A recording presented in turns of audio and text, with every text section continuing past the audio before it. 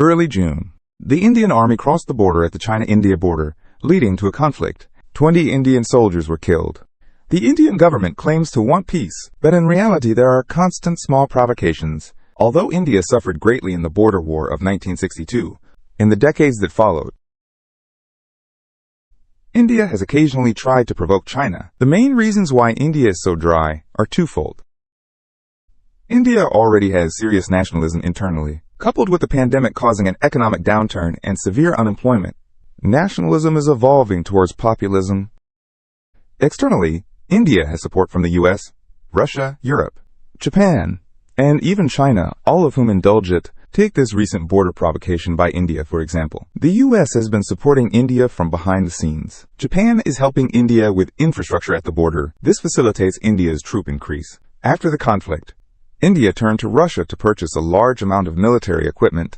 According to reports from overseas, Indian Defense Minister Rajnath Singh arrived in Moscow on June 22nd. In addition to attending Russia's Victory Day parade, it also expresses a strong demand for purchasing weapons. India hopes that Russia can deliver the previous S-400 military sales order ahead of schedule. At the same time, India has purchased 33 Russian third-generation fighter jets for a price of $780 million. This includes 12 Su-30 MKIs and 21 MiG-29s. Russia is willing to speed up to meet India's needs, saying, "While the person is sitting at home, the package comes from the sky." To be honest, as a Chinese person, even though I know that the major players in the global village indulge India, during the Sino-Indian border conflict, Russia sold advanced weapons to India. It is still hard to accept emotionally. However, from a historical and rational perspective, this is just a part of the love-hate relationship between India and Russia. After World War II, the Soviet Union became a superpower and began actively expanding its influence. Because the Soviet Union's vast territory already spanned the Eurasian continent, from the north to the Arctic Ocean, from the east to the Pacific coast. In the northeast, it faces Alaska across the sea. Therefore, the main directions for Soviet expansion are only two remaining: establishing the Warsaw Pact in Europe to counter NATO, providing assistance to China and India in Asia, attempting to intervene comprehensively in East Asia and South Asia. But the trajectories of Sino-Soviet relations and Indo-Soviet relations are completely different.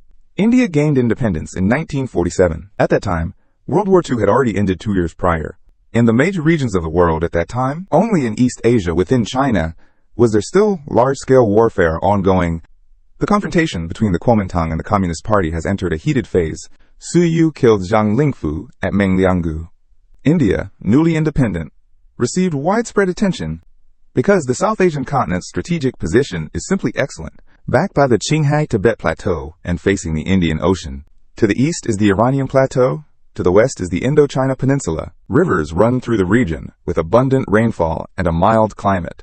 The area is extremely rich in resources. South Asia is smaller than East Asia in area, but it supports a similar population. Surrounded on three sides by oceans, it is an excellent place for commerce and trade. Both the United States and the Soviet Union have been actively engaging in South Asia. Initially, the UK and the US were not friendly towards India. Their strategy was to maintain a balance of power. When the British left, they deliberately created the partition of India and Pakistan. This planted many landmines in South Asia. India's current predicament is largely due to the landmines left by the British back in the day. In the early Cold War, the United States allied with Pakistan, which was essentially to counterbalance India. The Soviet Union, on the other hand, chose to get close to India. Reason 1. India's geopolitical significance is crucial. Reason 2. The enemy of my enemy is my friend. In short, it is all about building relationships and choosing sides. Reason 3. India's independence was equivalent to the liberation of colonial peoples. It aligned with the idealism of that era, liberating all of humanity. Therefore, Soviet aid to India began relatively early. It started in 1951. This was roughly the same time as Soviet aid to China. At that time, Sino-Indian relations were also quite good. We are all third world countries, with ancient civilizations and a history of being bullied by imperial powers. We should move forward together. Actually, let us consider a hypothetical scenario. What if the Soviet Union had not practiced great power chauvinism toward China? What if India had not acted impulsively and provoked China? Soviet Union, China, India would sincerely cooperate wholeheartedly. It could basically occupy half of the global village In the 1950s, there were still quite a few politicians with a strong idealistic tint. For example, Khrushchev, the second most naive politician in Soviet history. The first was Gorbachev. His industrial aid to China and India was full of idealistic colors. Of course, on the political stage, so-called idealism is also called naivete. As we all know, at the beginning of the Republic, the Soviet Union helped China build 156 industrial projects. This had a significant impact during the early stages of China's industrialization. Especially in the early period of Khrushchev, a lot of projects were provided that had not been given during the Stalin era. But the naive Khrushchev believed that giving projects to China allows them to do whatever they want in China. The Sino-Soviet relationship took a sharp turn for the worse because of Khrushchev's naivete. As a result, Khrushchev turned to provide strong support to India. Khrushchev's idealism, or rather his naivete, was not only reflected in his misjudgment of China, but also in his misjudgment of the United States. It was precisely because of Khrushchev's misjudgment that the Soviet Union faced the Cuban Missile Crisis in 1962. Lost our dignity in the confrontation with the United States. Let the world see that Khrushchev was just a naive politician, all show and no substance. He lacked the strategic cunning of Stalin. Also in 1962, China, taking advantage of the U.S.-Soviet-Cuba nuclear crisis, extended a hand across the Himalayas, delivering a powerful punch to the ambitious India, causing the Indian army to now feel a bit overwhelmed, facing the PLA. So every time India tries to challenge China, they always shout, "India is not 1962 anymore." Nehru was greatly frustrated at that time. It was in 1962.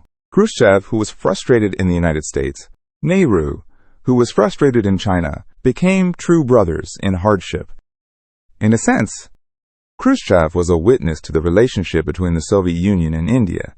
Khrushchev's relationship with Nehru dates back even earlier, to 1952. Before he ascended to the highest power in the Soviet Union, Khrushchev visited India, where he and Nehru staged a high-level display of political camaraderie. Everyone knows that politics is a skillful craft. Because politicians have to pretend to be deep and thoughtful, they have to show enthusiasm and friendliness. It requires very high acting skills. The so-called display of affection between politicians can be divided into many levels. So, how did Khrushchev and Nehru take their political affection to the highest level? Everyone, take a look at this picture. Feeding each other, just like a couple in love. They seem like they can't bear to be apart. It is as if they want to wear the same pants, or in other words, the Soviet Union and India entered a honeymoon period from that time on. In 1955, Khrushchev visited India again. He had another close encounter with Nehru. They were so close in words, and naturally, aid was not lacking. In a sense, the construction of India's industrial and military systems is largely attributed to the Soviet Union. After the Sino-Indian War in 1962, the already deteriorating Sino-Soviet relations continued to worsen. The Soviet Union began to station troops along the Sino-Soviet and Sino-Mongolian borders as a threat. At the same time, the Soviet Union increased its aid to India, attempting to constrain China from the southwest. However, the bond between Nehru and Khrushchev, which was that of troubled brothers, did not last long. In 1964, Nehru passed away. In the same year, Brezhnev launched a coup to oust Khrushchev. Brezhnev and Khrushchev were sworn enemies, but they surprisingly agreed on India. Continuing to provide strong support to India, continuing to demonstrate the Soviet Union's selfless love, in 1971, India and the Soviet Union signed the Indo-Soviet Peace and Friendship Treaty. It is stipulated that when either party is attacked or threatened with attack, the contracting parties shall immediately consult together to eliminate this threat. As the Soviet Union reached its peak, it increased its aid to India. At one point, 70% of the Indian Army's weapons came from the Soviet Union. To strengthen India's military, the Soviet Union provided weapons at low prices and favorable terms, providing India with advanced weapons. For example, in 1980, the Soviet Union provided India with military aid loans worth $1.63 billion and agreed that India would repay in rupees over 17 years. According to Western estimates, if calculated at international market prices, this military aid loan exceeds $3 billion. In 1985, Rajiv Gandhi visited the Soviet Union, received approximately $5.1 billion in aid. He once told an American journalist, that the United States uses military aid as a political tool, we notice that many American weapons are expensive. The main idea is that the Soviet Union provides money and equipment. India likes this the most. Throughout its thousands of years of history, India has always been invaded by external forces. I have never been so cherished before. Everyone might be puzzled. The Soviet Union is not an easy player in international relations. Why is their love for India so selfless? One reason is that the Soviet Union needs India to rally support in international affairs. The Soviet Union does bad things, like invading Czechoslovakia or Afghanistan. India either supports or does not oppose it. The Soviet Union does good deeds. India praises greatly. The Soviet Union unilaterally suspends nuclear tests. India praises Gorbachev's reforms. India still praises. Anyway, whenever there is a need to speak out, India never backs down. The second reason, the temptation of an ice-free port. The Soviet Union is large, but lacks an ice-free port facing the ocean. Watching the Indian Ocean opposite India makes them drool. The Atlantic is out of reach for the Soviet Union, and the Arctic is frozen year-round. One of the reasons for the split between the Soviet Union and China is that the Soviet Union wanted to exploit China's access to the sea. This infringes on China's sovereignty. The Soviet Union not only supported India, but also strongly backed Vietnam. They developed Cam Ranh Bay into one of the top naval bases. In short, the Soviet aid to India was truly heartfelt. By 1986, the Soviet Union was already struggling. When Gorbachev visited India, he still put on a brave face and continued to provide substantial aid to India. Since the Soviet Union was so deeply invested in India, why would there still be a plot of betrayal? The answer is simple. India was ungrateful to the Soviet Union. Speaking of which, since 1971, after India and the Soviet Union signed the Treaty of Friendship, India relied on the Soviet Union's favor, endlessly borrowing money from the Soviet Union and never paying it back. On the eve of the Soviet Union's collapse, India's debt to the Soviet Union had reached over 10 billion rubles. When India borrowed money from the Soviet Union, the exchange rate of rubles to dollars was between 1, 1.1, and 1.5. In other words, it was roughly equivalent to borrowing from the Soviet Union. They borrowed over $100 billion. But when the Soviet Union collapsed, the ruble plummeted. Its value became like blank paper. India, which has never repaid its debts, suddenly announced that it would repay the debts owed to the former Soviet Union, of course, in rubles. Converted to dollars, it is only a few million.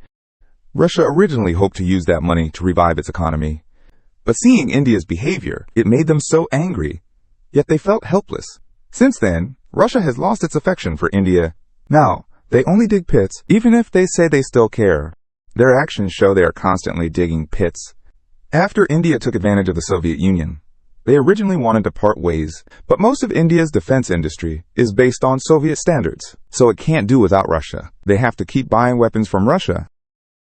Russia gave India the outdated Gorshkov, Admiral Gorshkov aircraft carrier for free, as long as India pays for repairs. Russia's initial quote was $1 billion. Then it increased to $2 billion. In the end, they cost India billions of dollars.